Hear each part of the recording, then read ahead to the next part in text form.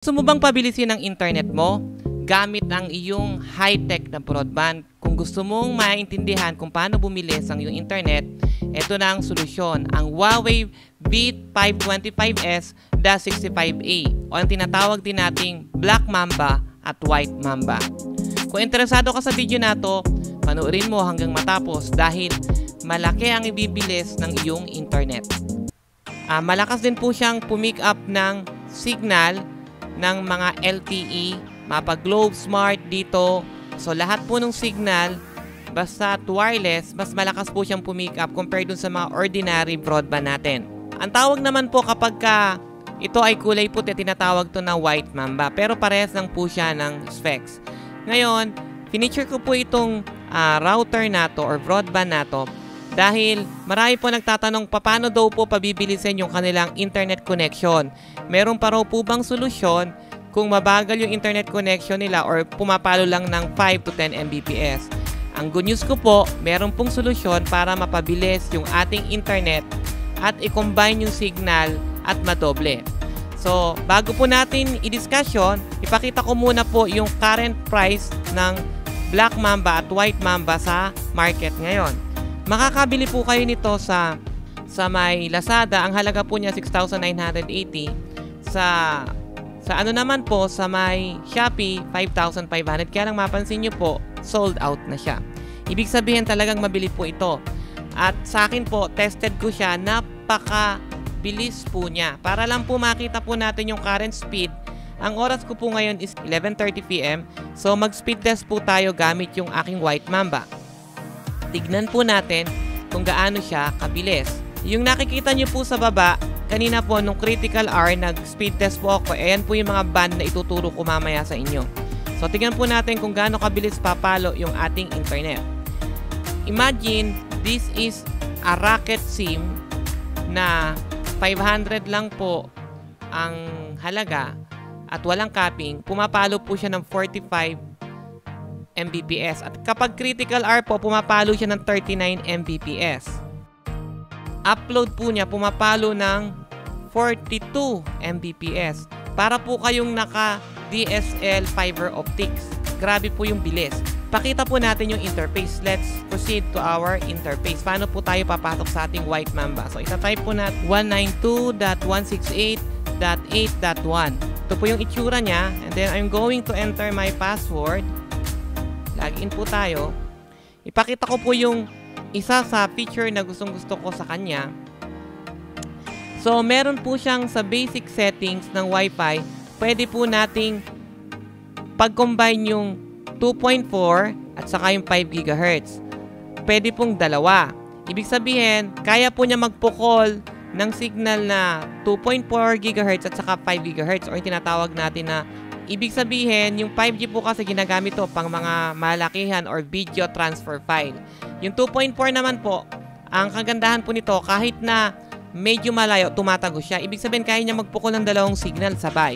Advantage po yon. Ibig sabihin, pwede po kayong kumonect ng depende sa inyong gadget. Ang 5G na signal po na gigahertz sa frequency ay nasasagap lang ng mga cellphone na may capability for 5G. Yung 2.4, generally, ito po yung nasasagap ng ating mga cellphone. Now, puntahan po natin yung network settings. I-discuss ko na po yung advantage niya. Under network settings, pag pumunta po kayo, piliin po natin yung mobile searching. Ito po yung sinasabi na pwede kayong mag-customize ng band. Ang typical na router po, Mapa Smart, Globe man yan, PLDT, karaniwan po, etong tatlo lang yung frequency. Yan, yung tatlo na yan, tatlong band. Pagka sinubukan po natin, usually pag nag-test po tayo, halimbawa isang band lang yung frequency nila, i-apply ko po, confirm natin, para makita nyo lang, pwede rin kayong lumipat-lipat ng frequency. Yung frequency po kasi, pipiliin natin yung available. Yung frequency po kasi, ibig sabihin, sa isang tower o sa isang network, pag napuno na yung isang frequency, doon na po bumabagal. Kaya ang advantage po, pag alam nyo to, pwede kayong lumipat ng frequency. Kaya lang po, sa ordinary router, isang frequency lang yung pwede mong piliin. Hindi niya kayang pagsabayin. So, speed test po tayo. Nag-select po ako ng band 1. Tignan po natin kung gaano kabilis yung band 1. Kanina po pumalo tayo ng halos 45 ang upload and download. Tingnan po natin sa band 1 kung gaano siya kabilis. Napansin nyo, yung band 1 natin ay pumalo ng 33.24. Ibig sabihin, ito po yung capability ng mga ordinary na broadband natin. Which is, ito pong White Mamba at Black Mamba, dahil mahal po siya, may special feature siya na dito nyo lang makikita. Ibig sabihin, kaya po niyang i-combine yung dalawang signal at dalawang frequency para mas bumilis po yung internet natin sa download at upload. So, ang ating pong download ay 29. Ito po yung pipiliin natin. Ito yung gustong-gusto ko sa kanya. Imagine niyo po, ito lahat ng frequency. Mahanap nyo lahat ng frequency na gusto nyong hanapin na hindi congested. Sa dami po niya, kayo po ang mananawa ng kahahanap. Ayan, ang dami po niya. Now, dito po sa experience ko, kaya inirecord ko na po ito. Sa test ko po, ang pinakamabilis ay yung band 1 and band 3. So, nandito lang po siya. Band 1 and band 3. Ayan, band 1 and band 3. Select po natin, save ko. Confirm natin. Kaninang congested po yung network, ito po yung test ko. So, ibig sabihin, kung gusto nyo mag-download at bumilis yung download nyo, hanapin nyo yung band na pinakamataas at i-note nyo. So, piliin po natin. May signal si Globe, saka si Smart. Save po natin. And then, i-apply po natin siya. Wait lang po natin. Mapansin nyo, magdi-detect po yan sa network. Pag nag-detect na po siya sa network at okay na, speed test po tayo. Yung single band, 29 Mbps. Nung lumipat po ako sa band 1 saka sa band 3, tignan po natin kung papalo ng ganun kabilis. Kung 29 pa rin po ba siya. Pumapalo siya ng 39 at ang upload niya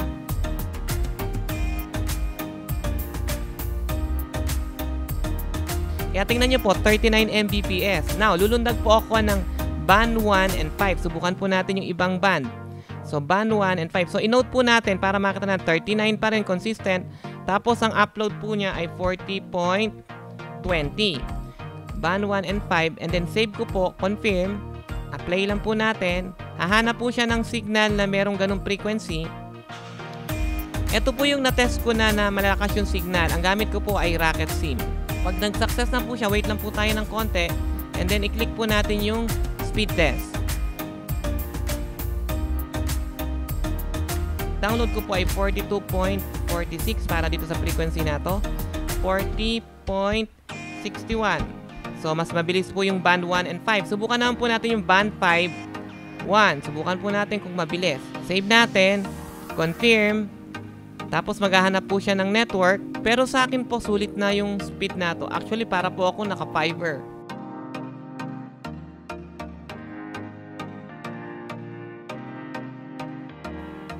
Ay 39.34.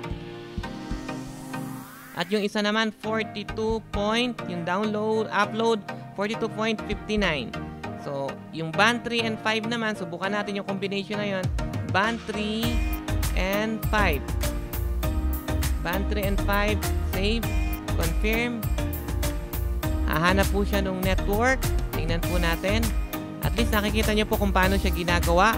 Piliin po natin kung ano po yung network natin. Nakalagay naman po smart.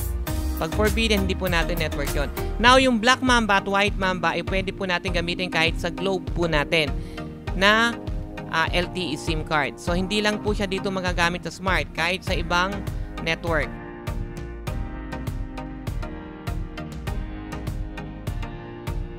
Pag success po, click natin ngayon yung speed test. Tingnan po natin kung gaano siya kabilis. Advantage po nito ngayon dahil manual. Tandaan nyo po pag nag-search po kayo manual, pag automatic po kasi kung ano yung unang datnan niya. Pag naka-manual po yan at sinave nyo, default po, tuwing bubuksan yung router, dito siya kukonect sa LTE band 1 and band 3. I suggest bumili po kayo ng White Mamba or Black Mamba. Isa po ito sa pinaka-effective na pang-boost at pangkuha kasi pinagsasama niya dalawang signal at kino-combine at marami po siyang frequency.